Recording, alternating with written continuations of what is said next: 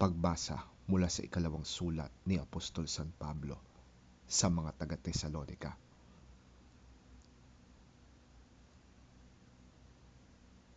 Iniwan na ako ni Demas dahil sa pagkahumaling niya sa sanlibutan.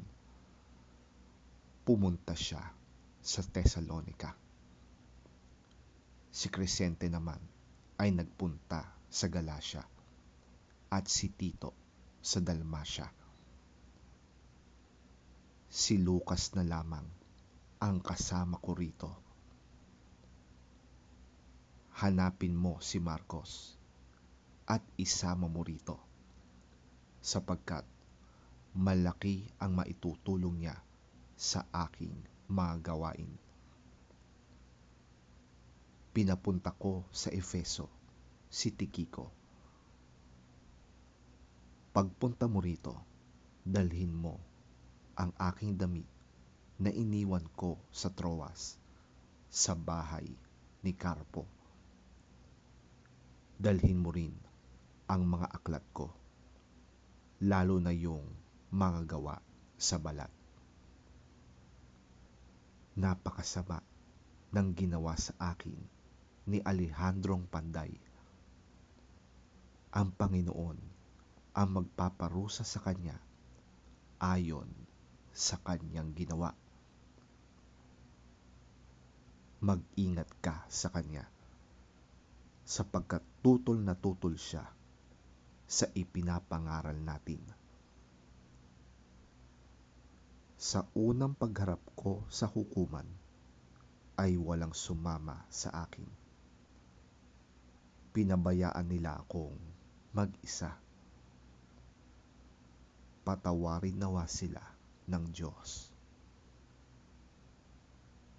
Ngunit sinamahan ako ng Panginoon at binigyan ng lakas upang makapangaral ng lubusan sa lahat ng hentil.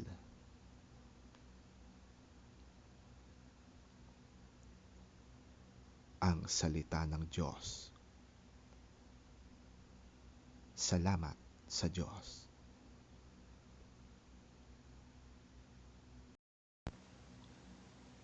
Ang mabuting balita ng Panginoon ayon kay San Lucas. Papuri sa iyo, Panginoon.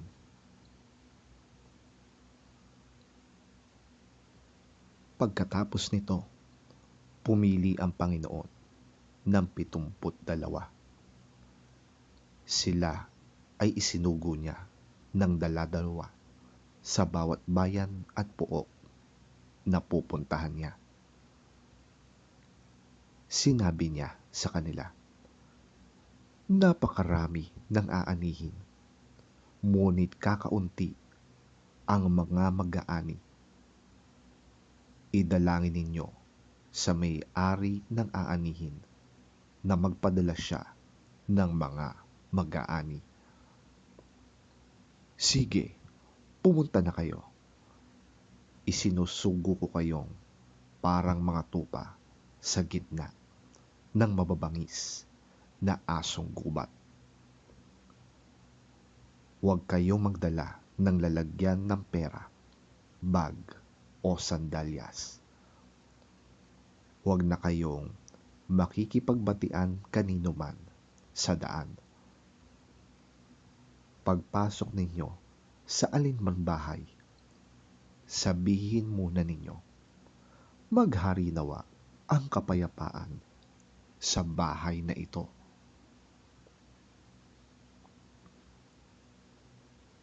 Kung maibigin sa kapayapaan ang nakatira roon, tatanggapin nila ang kapayapaan ninyo. Ngunit kung hindi, babalik sa inyo ang inyong kapayapaan.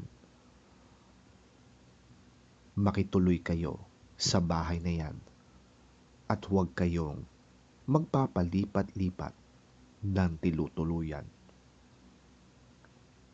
Kainin ninyo at inumin ang anumang ihain sa inyo sapagkat ang manggagawa ay may karapatang tumanggap ng sweldo. Kapag tinanggap kayo sa alinmang bayan, kainin ninyo ang anumang ihain sa inyo.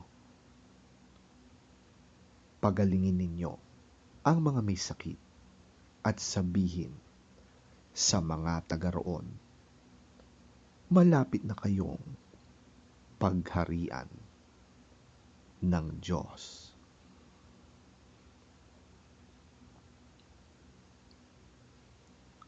Ang mabuting balita ng ating Panginoon. Pinupuri ka namin, Panginoong Hesukristo.